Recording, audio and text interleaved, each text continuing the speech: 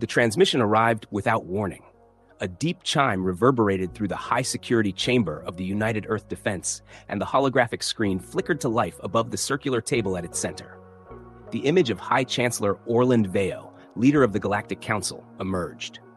His elongated amphibian-like figure, draped in ceremonial robes, stood tall. His smooth, slate-colored skin shimmered under the artificial lighting of his chamber as his large silver eyes scanned the human representatives with cold, detached amusement. "Humans," Veo began, his voice thick with condescension. "The Council has made a decision regarding your home world, Earth. An anomaly among the stars, Earth is rich in untapped resources that could greatly benefit the greater good of the galactic community. After much deliberation, it has been decided that these resources will no longer remain in your hands." He slowly clasped his clawed fingers together, his movements deliberate and languid. "This is not a request. It is a decision. Your planet, your industries, and your infrastructure will now be integrated into the broader prosperity of the galaxy. You may, of course, remain as tenants if you comply. Accommodations will be made for your continued presence. However," he paused, allowing a moment of silence to hang in the air. "If you resist," he added, his lipless mouth curling at the edges, "I would advise against it." The room fell silent. At the center of the long conference table, Chancellor Harold O'Quinn leaned back in his chair, interlacing his fingers. His posture was unperturbed. Around him sat the most influential men on Earth, political and military leaders, their bodies rigid, jaws clenched, eyes dark with barely contained fury. The tension in the air was palpable. O'Quinn's voice, when it finally broke the silence, was calm and controlled. "I see," he said softly. Veo's smirk widened. "Good. Then we are in agreement." The silence stretched, the tension mounting, before O'Quinn leaned forward, his steel-gray eyes locking onto Veo's, his expression unyielding. "If you proceed with this," he said, his tone steady, "you will be breaking the only rule about Earth." The chamber flickered with hushed murmurs from the alien dignitaries. Some looked confused, others intrigued, while still others simply observed with the disinterested gaze of bureaucrats who had seen such confrontations before. But Veo wasn't curious. Instead, he let out a low, guttural chuckle. "And what rule is that, human?" O'Quinn allowed the weight of the moment to sink in before replying. When he spoke, his voice carried through the chamber with undeniable finality. "Never try to take Earth." The room fell into a profound silence, swallowing even the hum of the holographic display. The alien dignitaries exchanged glances before the laughter erupted. It started as a chuckle, then quickly grew into deep, guttural bellows, high-pitched screeches, and mandibles clicking with amusement. The mockery echoed through the chamber, bouncing off the grand pillars. To them, O'Quinn's words were not just absurd. They were beneath consideration. O'Quinn didn't flinch. He remained still, his gaze unwavering. Veo wiped imaginary tears from his deep-set eyes. "That's rich," he sneered. "You honestly believe your kind stands a chance against the might of the Galactic Council?" O'Quinn stood, adjusting the cuffs of his pristine uniform. "This transmission is over."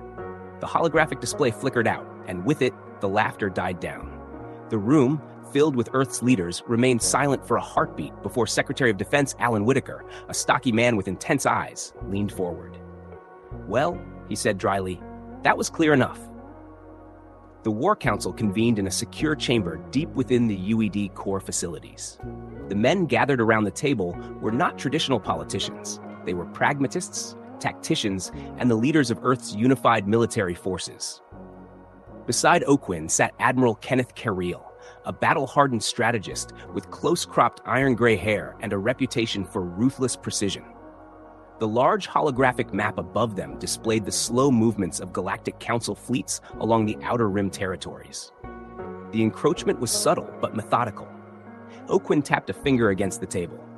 "They've been planning this," he said. "Veo's arrogance is just the latest symptom." General Theodore Stanton, head of terrestrial defense, scoffed. "We saw this coming a decade ago when they restricted our seat on the council. Their political games don't concern me." Corelli's voice was flat. "What concerns me is their logistics. They think they've already won." O'Quinn nodded. "They believe Earth is still bound by their outdated perception of us, isolated and fractured.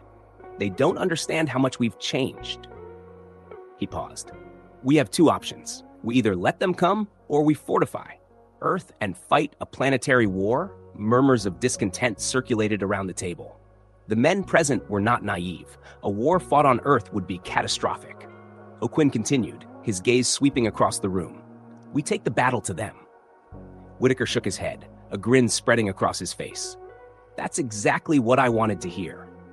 Carlyle leaned forward, his fingers interlaced. What's the plan? O'Quinn's expression was cold, calculating. We give them one final chance. We send a delegation. Officially, I will make one last attempt at diplomacy. And unofficially? Stanton asked. O'Quinn locked eyes with Carlyle. I will give the signal. A slow grin spread across the admiral's face. The fleet was ready. Within hours, 3 massive diplomatic vessels, stripped of all military capabilities and pristine in appearance, were positioned at the forefront of the formation. Each ship displayed the insignia of the United Earth government.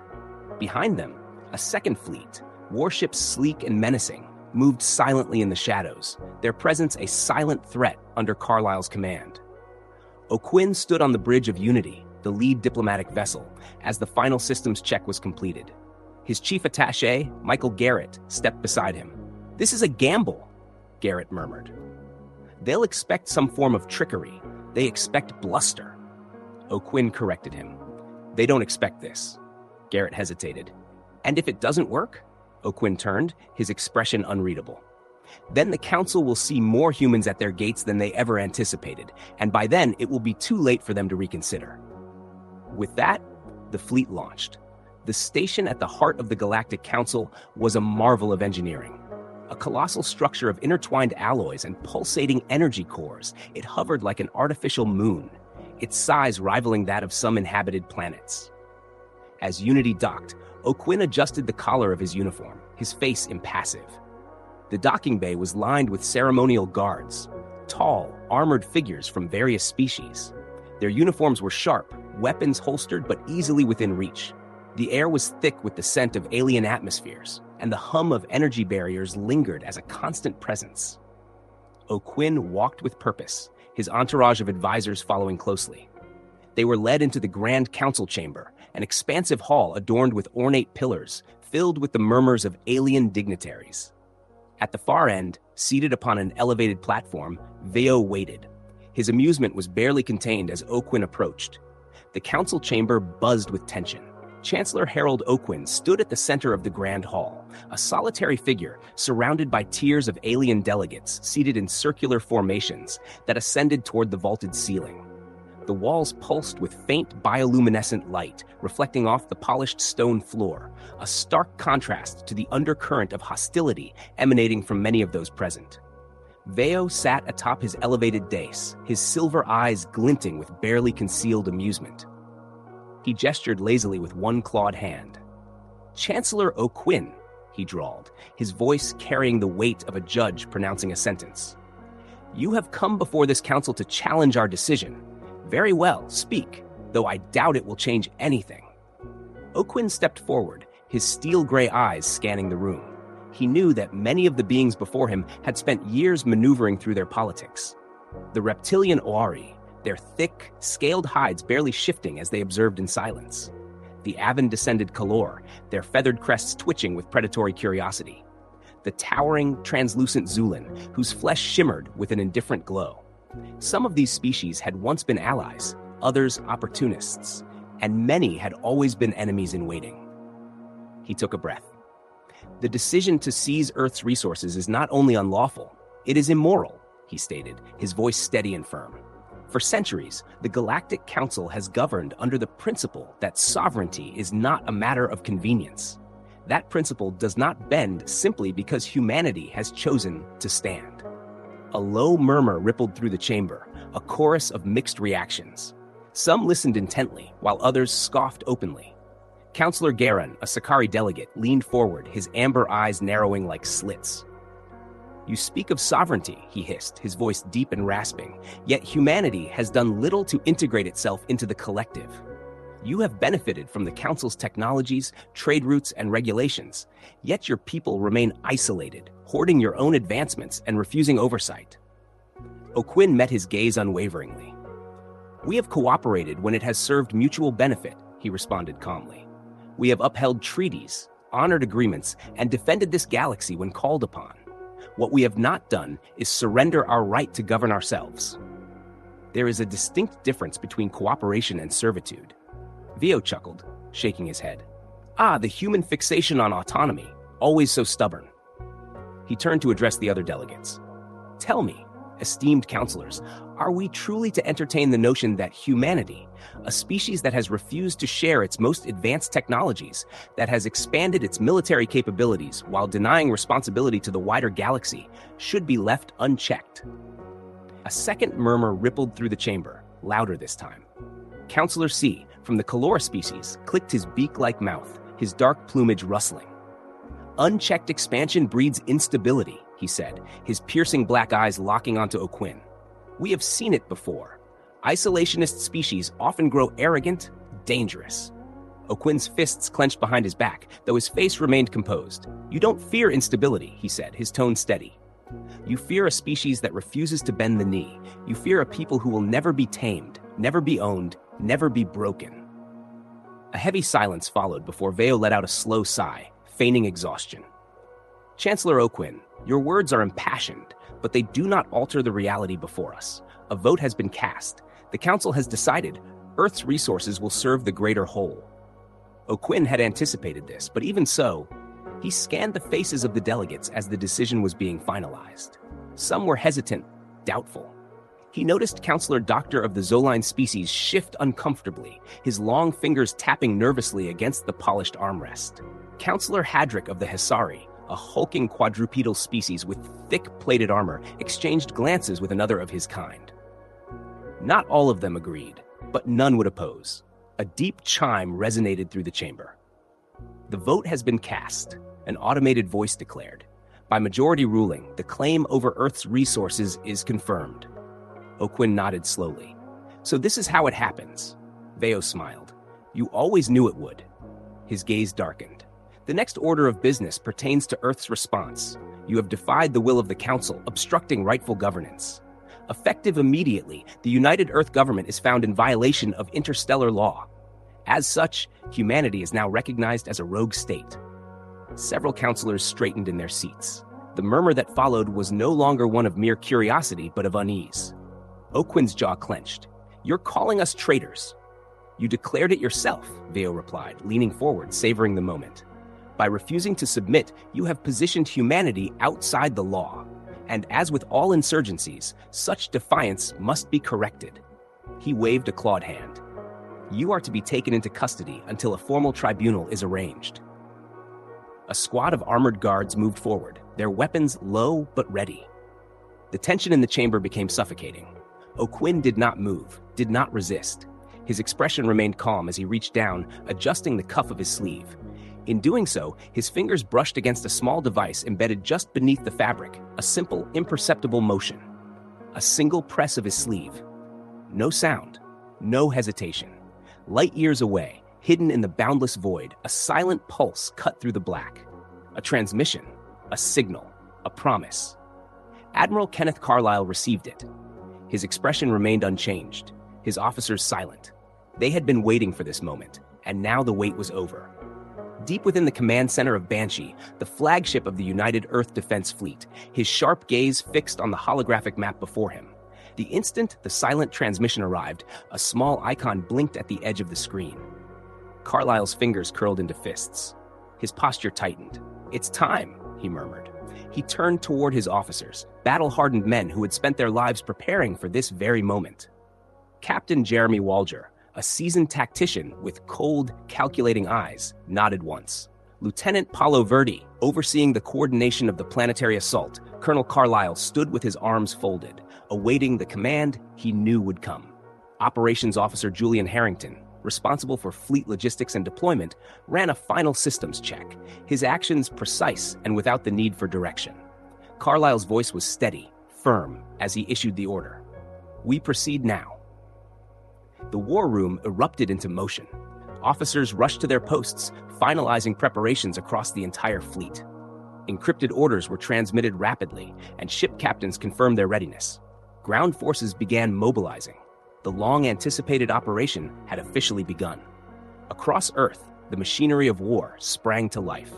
Deep within the sprawling UED military complexes, hardened soldiers donned their combat armor, its reflective surfaces glowing faintly under the dim lights.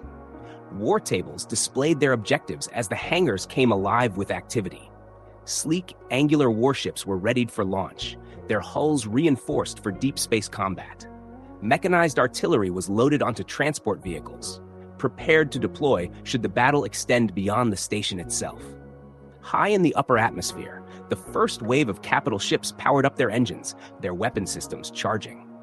Agile escort destroyers moved into position around the massive dreadnoughts, their hulls emblazoned with the insignia of the United Earth Defense. Fighter squadrons conducted final diagnostics, pilots murmuring pre-battle rites over encrypted comms. Inside Banshee, Carlyle observed the tactical display, the fleet positioned on the far edge of a distant asteroid belt, cloaked from the Council's sensors. Every ship was maintaining complete silence, no active scans, no transmissions, no movements that would reveal their location. Captain Walger stood beside him, his arms clasped behind his back. "All units are in position, sir. We are ready to engage on your order." Carlyle nodded, a slight sense of satisfaction settling in. The secondary fleet was stationed near the Theta Drift, waiting for the next phase. This wasn't a desperate strike, it was a meticulously planned execution. Relay to all ships, Operation Downfall is a go. As the order spread across the fleet, engines roared to life. The humans advanced. The Galactic Council Defense Station, a colossal fortress of reinforced alloys, energy shields, and automated weapons platforms, loomed above the artificial capital world of Ozeran. Its station-keeping thrusters maintained a steady position in orbit. Admiral Jork Valtran, commander of the Council Defense Fleet, a rigid insectoid species with plates running along his elongated skull, monitored the standard patrol routes from his command deck. To him, this was routine.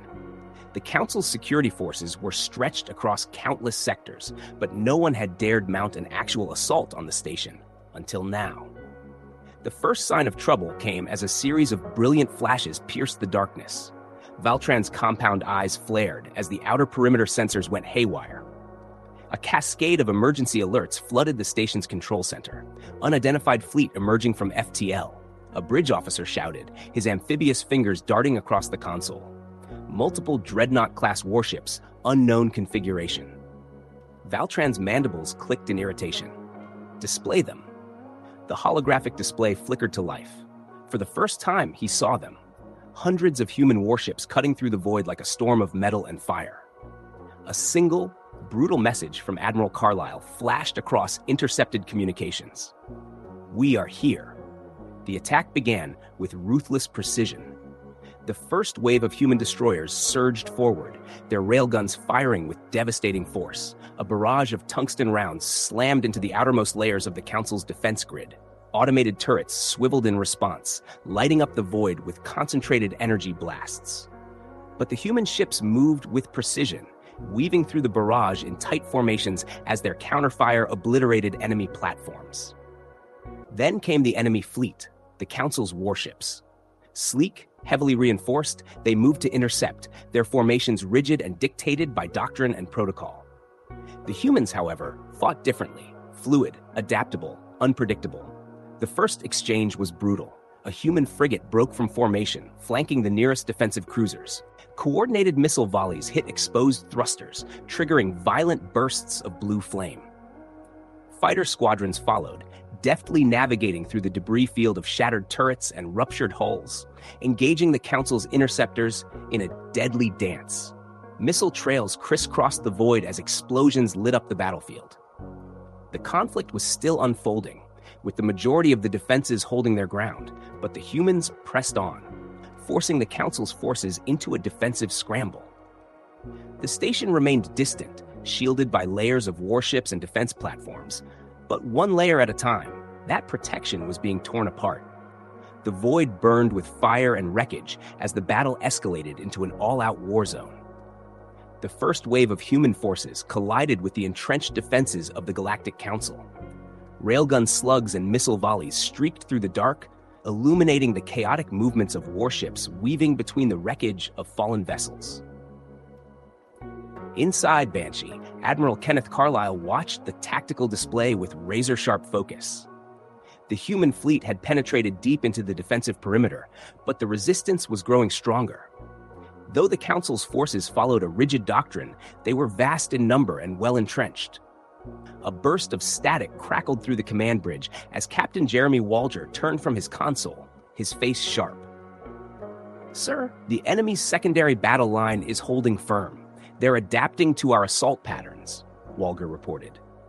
Carlisle's eyes narrowed as he studied the holographic map. The Council's defense screen was layered, with an outer formation of destroyers and cruisers forming the first layer, supported by heavier dreadnoughts further behind. Despite the humans' initial breakthrough, the enemy was consolidating their forces into a tighter formation. "Tighten the attack formation," Carlisle ordered. "Force them to commit to a full engagement. We break them here."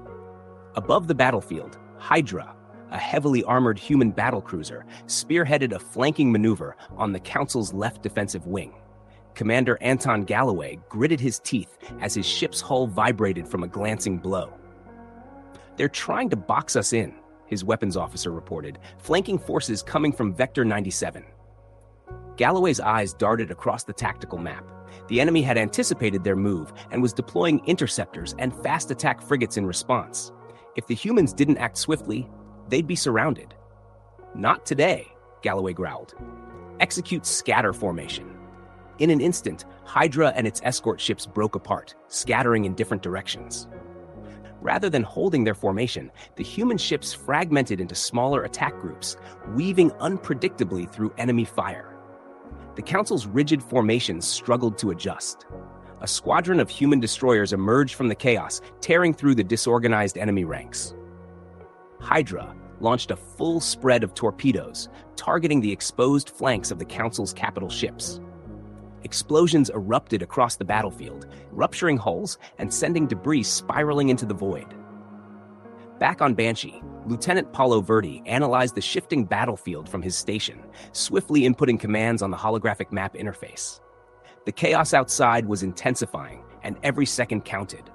"We've breached their perimeter, but they're still reorganizing," an officer reported, his voice tinged with urgency. Verdi exhaled, jaw tight. "We keep the momentum. Send in the next wave. Keep them on the defensive." At his command, another line of human warships surged forward, hammering the remaining defensive platforms with relentless firepower. Enemy ranks wavered under the sustained assault. The once cohesive lines of the Council's fleet fractured, their commanders scrambling to adapt to the sheer unpredictability of human tactics. Then came the first true setback. A series of Council battleships, larger and more heavily armored than anything deployed so far, emerged from hyperspace, cutting into the human advance like a blade through flesh. Particle lances ignited the darkness, slicing through two human destroyers in an instant. Shockwaves rippled through the battlefield as the Council's reinforcements pressed forward. Inside Banshee, Verdi's console lit up with fresh red markers flooding the tactical map. He barely had time to react before Captain Walger's voice cut through the comms. "They just committed their reserves," Walger muttered, his tone grim. Verdi's mind raced. This was the moment where most fleets would falter, where most species would begin their retreat. But humans weren't like most species. Carlisle's voice rang out, steady as ever. "All units, shift to formation Delta 5. We drive through them at once." The human fleet adjusted. Instead of pulling back, they did the unthinkable. They pressed forward. Fighter squadrons surged ahead, weaving through enemy fire, strafing warships with precise attacks that shattered the enemy's coordination. Capital ships repositioned, forming brutal corridors of firepower that funneled enemy vessels into kill zones. Admiral Jorik Valtran stared in disbelief. "They're supposed to be breaking," he muttered. "Why are they advancing?" The rigid strategies of the Council had prepared them for an enemy that would retreat under immense pressure, for species that would falter in the face of overwhelming force. But the humans were different. They didn't retreat. They adapted. They attacked. And they learned. Now, they were winning. As the human fleet sliced through the remaining defenders, the immense structure of the Galactic Council station came into full view. Its reinforced hull gleamed beneath the light of a distant star, while its automated defenses continued to fire without pause. Inside the Grand Council chamber, panic gripped the room. Veo's silver eyes darted over the flood of reports pouring in. The defenses are failing. They're at the final perimeter, an aide stammered. The fleet is collapsing. Veo's claws dug into the armrests of his throne. This isn't possible, he hissed. Across the chamber, the counselors exchanged glances, some filled with terror, others with resignation. The human fleet pressed on, relentlessly pounding the last remnants of the council's defenses with railgun fire. Kinetic slugs ripped through the void, smashing into the council's outer defense grid. The once impenetrable wall of warships and orbital platforms was crumbling under the human assault. Missile trails streaked through the debris field of shattered vessels, each strike landing with deadly accuracy against Council dreadnoughts. Some exploded on impact, igniting fuel reserves in brilliant bursts, while others tore through structural weaknesses, splitting ships apart. Escape pods fired frantically into the void. The Galactic Council station loomed ahead, still shielded by layers of automated defenses. Its colossal turrets, mounted along the ringed structure, unleashed concentrated energy blasts at the advancing human fleet.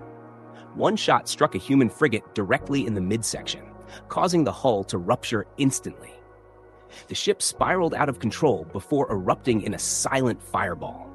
Inside the Banshee, Admiral Kenneth Carlisle stood resolutely, arms crossed, as he observed the battle unfold on the central holomap.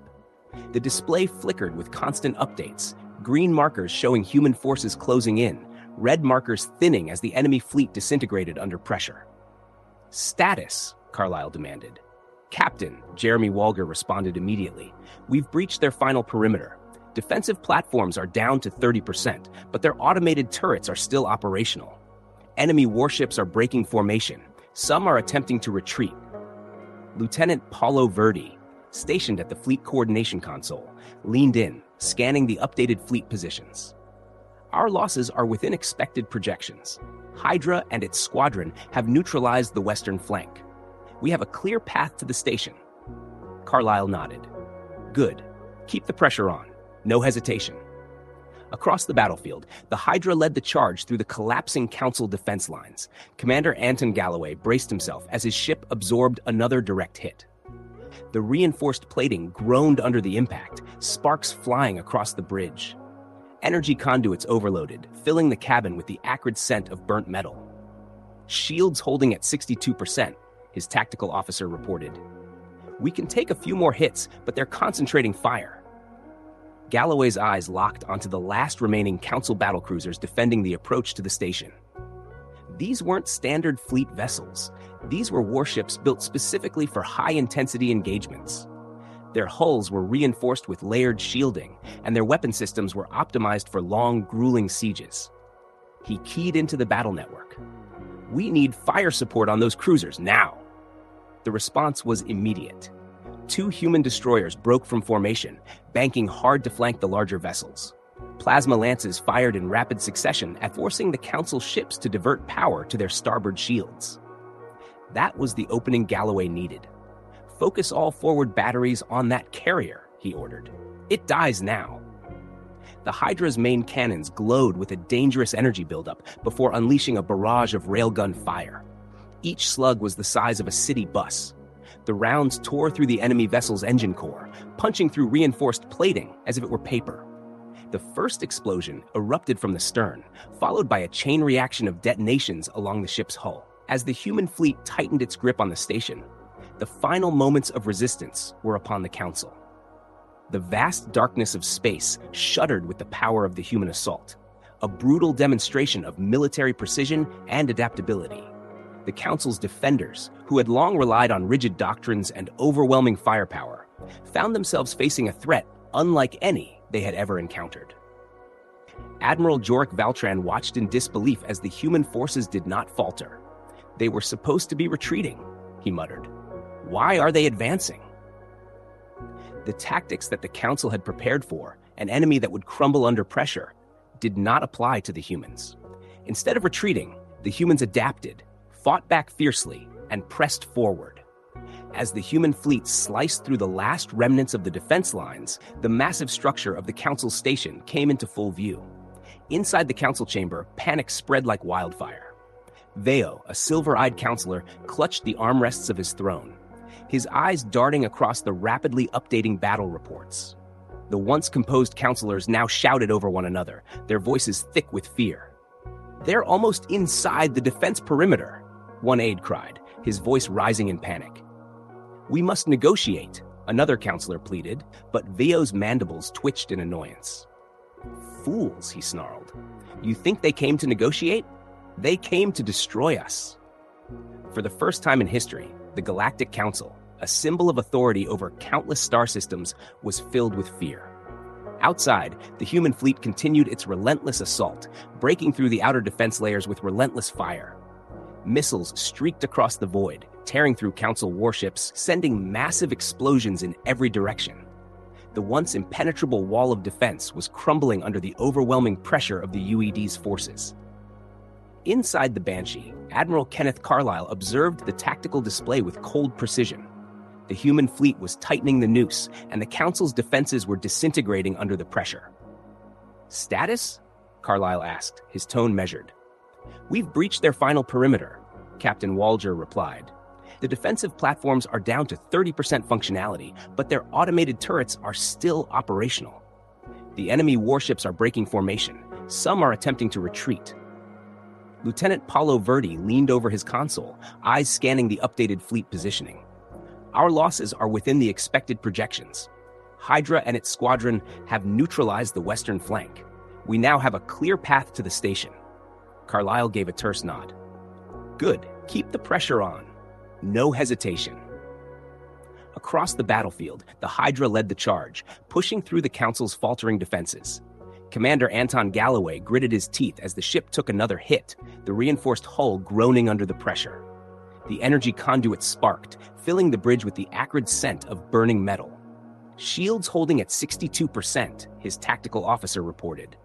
"We can take a few more hits, but they're concentrating fire on us." Galloway's gaze locked onto the last remaining Council battlecruisers, the final line of defense before the station.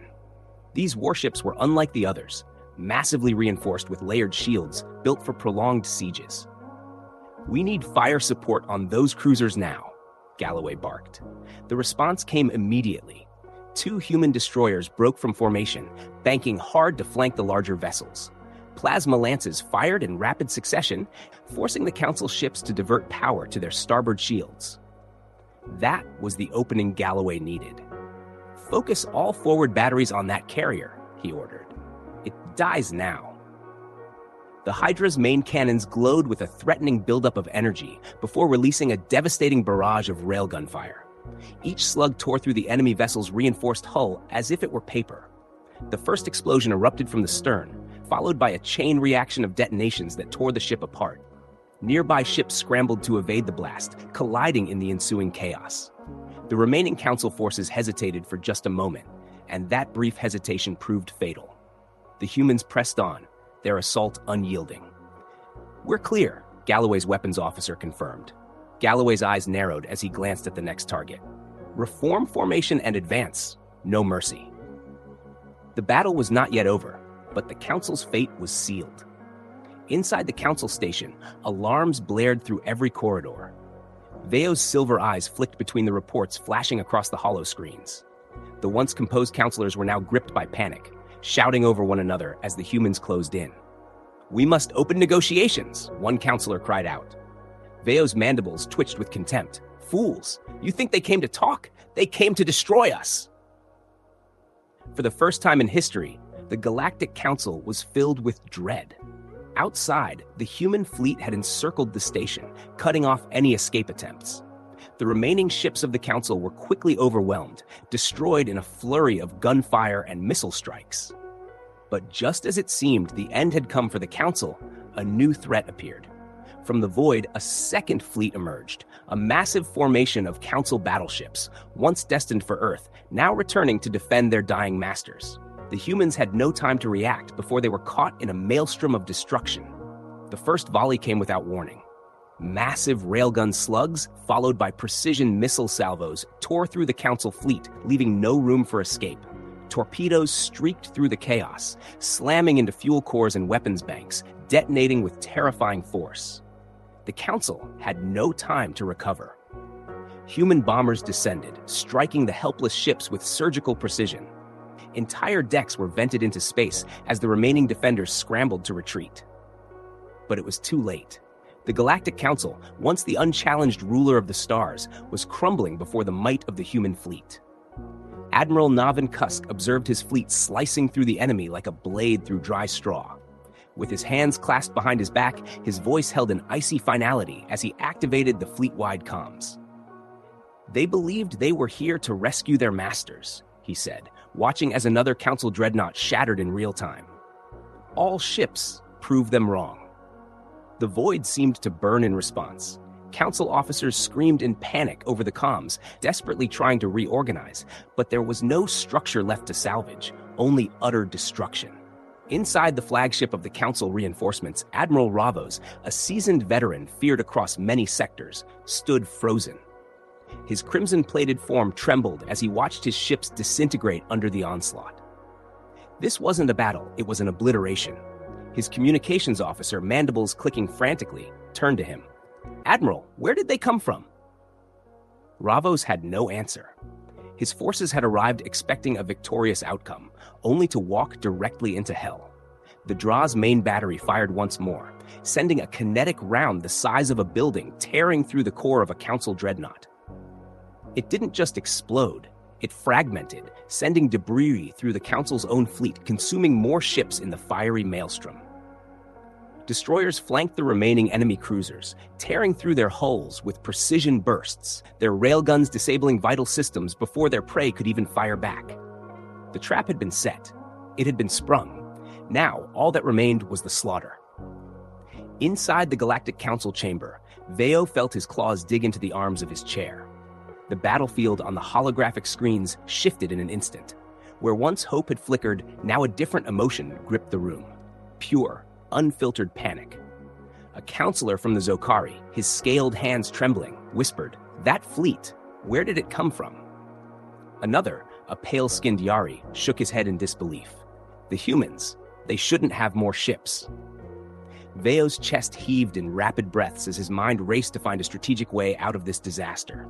His forces had committed everything to Earth, expecting a simple conquest, leaving the station lightly defended. They had gambled that the Council's seat of power was untouchable. They had gambled wrong. Veo shot up from his seat, his voice roaring with desperation and fury. Where are they coming from? For a moment, the chamber fell silent. The question hung in the air like a death sentence. Then, a new voice broke through. Not from the chamber, nor from any of his own officers, but from the bridge of the Banshee. Admiral Kenneth Carlisle's voice, cold and controlled, echoed through the Council's own communication systems, filling the chamber with an undeniable presence. "We were just passing by, but now we're here. Release the Chancellor, now." The words landed with the force of a hammer strike. Some counselors turned to each other in disbelief. Others slumped in their seats, their bodies stiffening as the reality of their predicament took hold. A few clung to their dignity, straightening their posture, trying to mask the terror creeping up their spines. But Veo understood. In that single moment, he knew. They had lost control. His gaze darted to the nearest holographic screen, showing the human fleet moving in perfect coordination. The formations were impossibly precise. And then, the realization struck. The humans were listening. His breath caught as his mind replayed every word spoken in the chamber, every desperate plan, every broken order, every futile attempt to contain them. Veo's silver eyes shifted to the security protocols of the chamber. His claws tapped frantically at the command console, scrolling through encrypted access logs. And there it was, the breach. His lips parted slightly. "No," a nearby counselor turned, confused. "What is it?" Veo's silver eyes flicked back to the screen as the horrifying truth settled in. It was O'Quinn, the human chancellor, imprisoned, bound, and silenced, but somehow he had left them exposed. The humans had been listening the entire time. The UED warships pressed their advantage, hammering the Council's reinforcements with brutal precision. The Drackle led the charge, unleashing another devastating salvo from its main batteries. The kinetic rounds tore through the midsection of a Council battlecruiser, snapping the ship in half. Destroyers encircled the remaining enemy vessels, cutting off escape routes and forcing them into kill zones, where coordinated missile strikes tore them apart.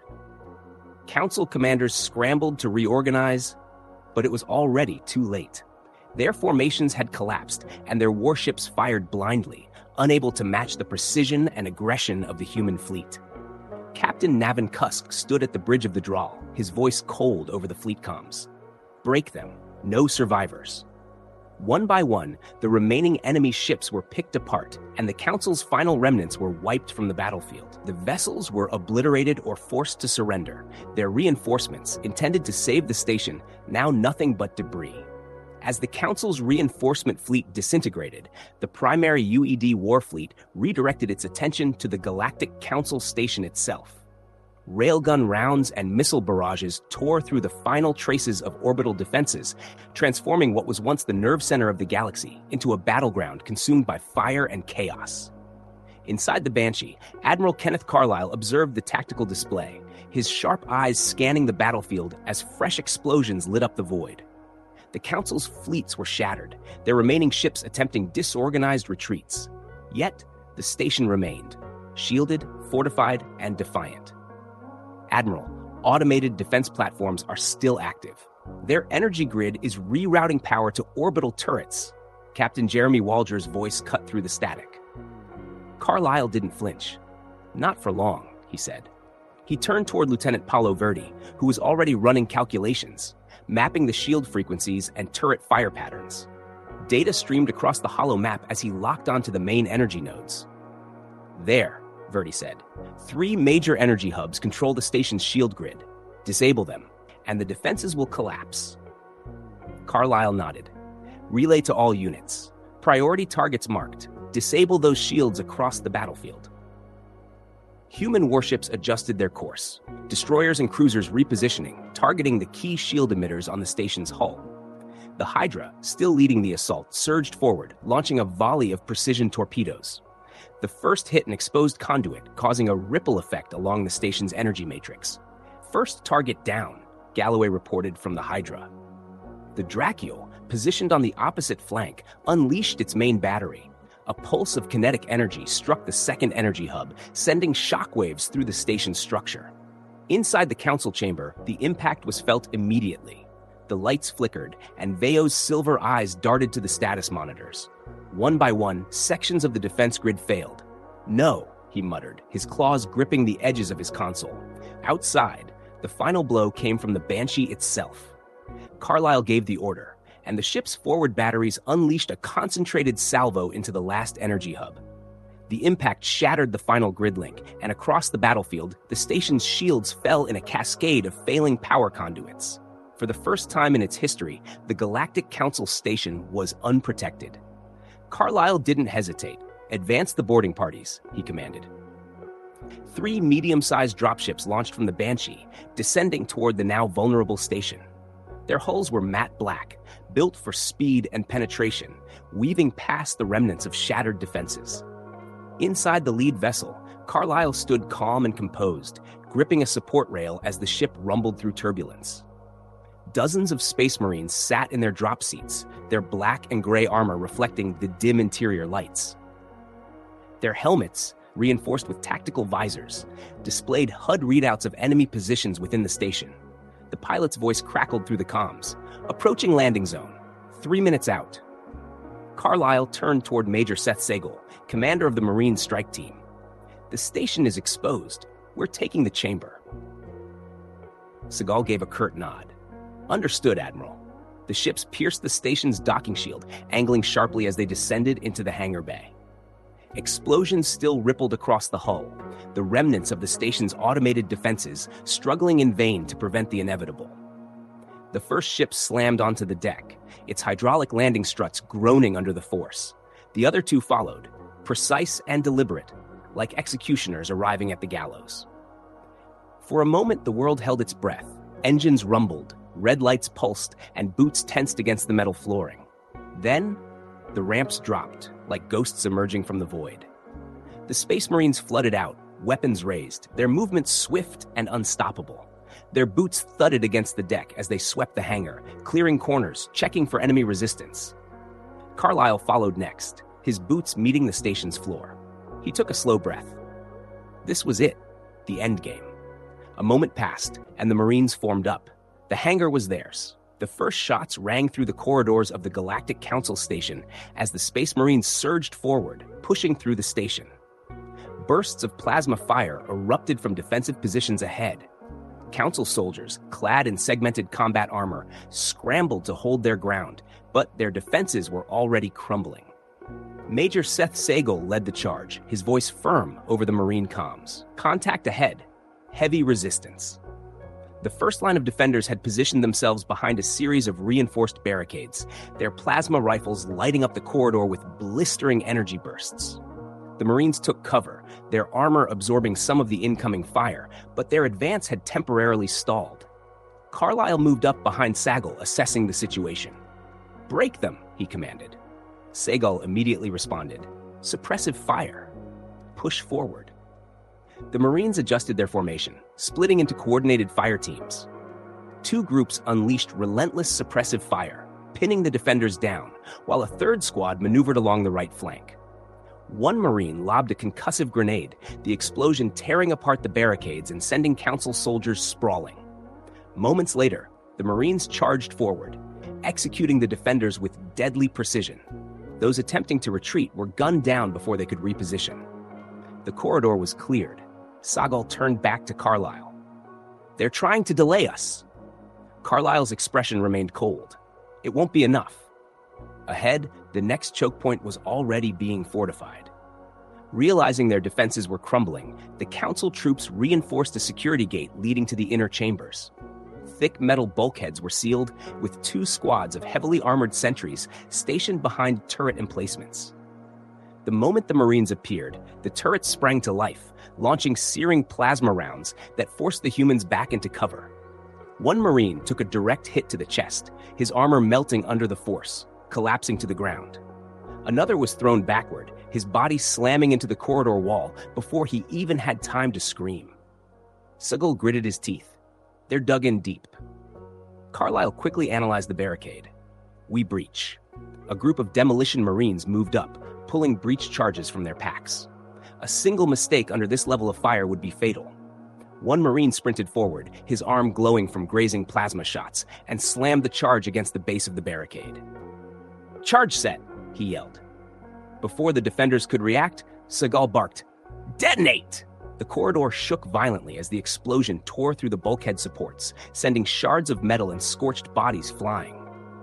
Before the smoke had even cleared, the Marines rushed in, rifles blazing, cutting down the survivors as they tried to regroup.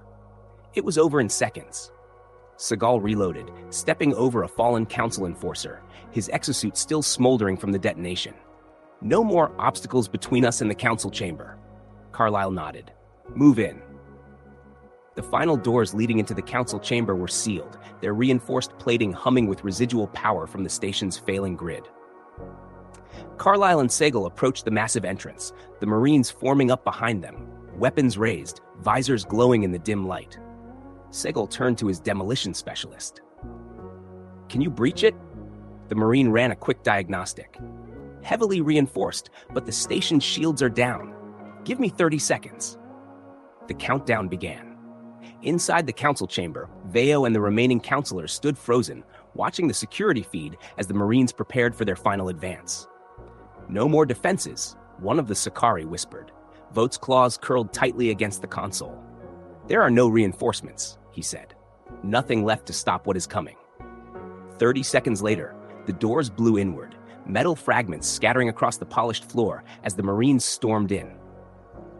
And in that moment, humanity took control of the chamber. Silence.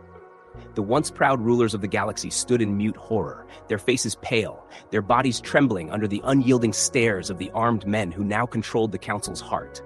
Carlyle stepped forward, his voice cold and commanding. "Release the Chancellor." No one moved. Then, with a shaky breath, one of the aides activated the release command. A moment later, a side door hissed open, and from the shadows emerged Chancellor Harold O'Quinn. His uniform was torn, his face marked with exhaustion, but his gaze remained unwavering. He walked forward with deliberate steps, stopping at the center of the chamber between the Marines and the defeated counselors. For a long moment, he said nothing. Then finally, his voice rang through the chamber. Steady, unbreakable, absolute. You are all traitors to the galaxy. The words hit like a hammer, shattering the last vestiges of defiance in the room. Some counselors slumped in their seats, others looked away, their eyes filled with shame.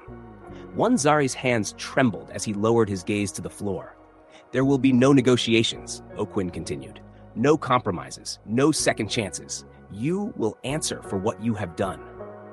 Fu's mandibles clenched, his silver eyes darting between the armed humans surrounding them. He had no words left. O'Quinn turned to Carlyle, his voice calm. Take them. At his command, the Marines advanced, securing the former rulers of the galaxy without a word of protest. O'Quinn stood at the center of the chamber, gazing down at the room that had once dictated the fate of countless worlds. Now, it was his. He took a slow breath, then spoke, his voice carrying through the chamber to the defeated counselors, to the Marines standing at attention, and to every remaining being who would bear witness to this moment. From this day forward, the Council will no longer be a tool of oppression. Any species that wishes to sit in this chamber must vow not to exploit the galaxy, but to protect it. Silence. The counselors exchanged glances, their expressions filled with quiet resignation. No protests, no resistance. One of the elder counselors, a withered Zari with dim, flickering bioluminescence, simply lowered his head in acceptance. In that moment, humanity had won. O'Quinn turned to Carlyle, his voice calm. We're done here. As the Marines secured the chamber, humanity's final message was left for the galaxy to hear. Never try to take Earth.